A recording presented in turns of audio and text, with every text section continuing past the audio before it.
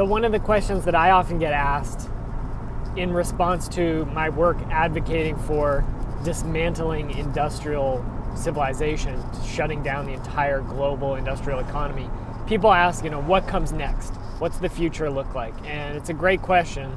It's really important. And for years I've been saying that what comes next is not one thing. It's not centralization. It's thousands of diverse, small-scale, localized human cultures nestled into their local ecologies, each with their own ways of life, their own economic systems, their own culture and traditions that will evolve or already exist and will continue.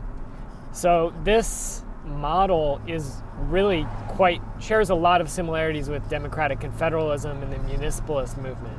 I think people in that movement are, in some senses, recognizing that the centralized political forms that we have now, the nation state, not only are they unjust, but they're unlikely to continue to exist in the future. Even now, in places like Pakistan and Syria and various regions around the world, we're seeing the breakdown of these nation state apparatus. They can no longer care for people. They no longer represent a reliable source of social organization, regardless of what you think of that on a political level.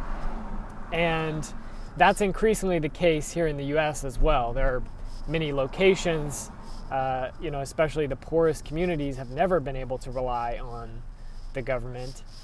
But increasingly, as climate change causes more and more disasters, as infrastructure ages, as we move deeper into biological collapse, the government can no longer be relied upon. And so communities are going to have to organize themselves to deal with things like food systems, water systems, housing, the basic necessities of life, education, and so on. Community self-defense, medical care, elder care, child care, all of these things. These are the basic necessities that we more or less rely on the industrial system or the capitalist economy to provide us with right now. And so the municipalist movement, in this sense, I think is extremely compatible with the vision of taking down industrial civilization. In some ways, the method of community organizing and self-determination is the same whether you see this collapse coming and this collapse happening and you don't like it, or whether you are actively advocating for it and welcoming the decline and fall of American empire and more broadly industrial society as a whole. So I think this is a pretty interesting parallel.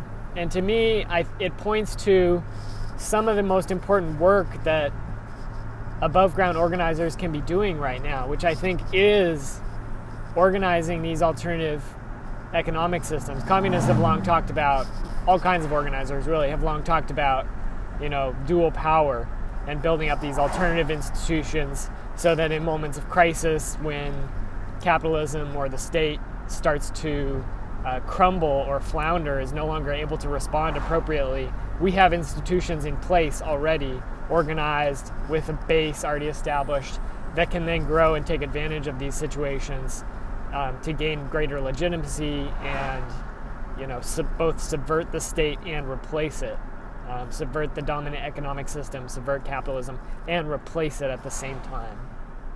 And I think that this is absolutely necessary, and I think that,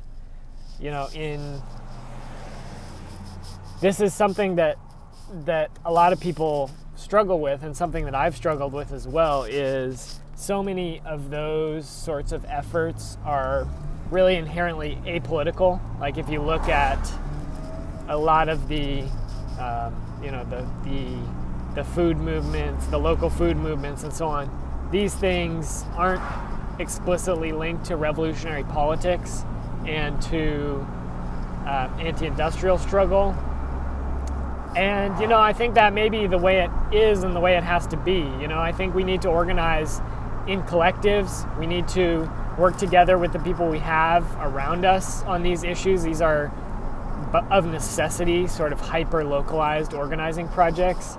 And for me, you know, my real focus, as pretty much anyone who follows my work knows, my major focus is on the dismantling of industrial capitalism, because I don't think that we're going to have anything to survive with, or we're not going to have a living planet to survive on in the long term if we don't do that. But with that said, you know, I'm also engaged in a lot of this community resilience work, and I want to increasingly be engaged in it more, because I think that it is critical, and it is that very tangible front and center work that we can do now. I mean, so often people complain that revolutionary work, one of the big challenges of it right now is that, you know, in a place like the United States, it can feel somewhat abstract. It's not abstract, of course. We're doing base building, we're doing education, we're doing political organizing, leadership development, training, skills development, and so on. And it's not abstract at all. It's preparation. It's building a culture of resistance. It's normalizing the strategies and tactics, building a movement. But a lot of people really crave that very tangible, hands-on work here and now. And so increasingly, that's what I'm moving towards in terms of my local organizing, is this sort of building alternative institutions so that we are prepared, so that we are ready, and so that people feel that there is an alternative to the existing system. I think these are mutually supporting, and you know, the more people feel free from industrial capitalism, the more they are willing to see how damaging that system is, how that system is the source of the destruction of the planet, and the more willing they are to fight it and dismantle it. And you know, that goes the other way as well. So hopefully this has been useful. Let me know what you think in the comments. I'm always interested to hear what people think about this type of video, and I'll talk to y'all later.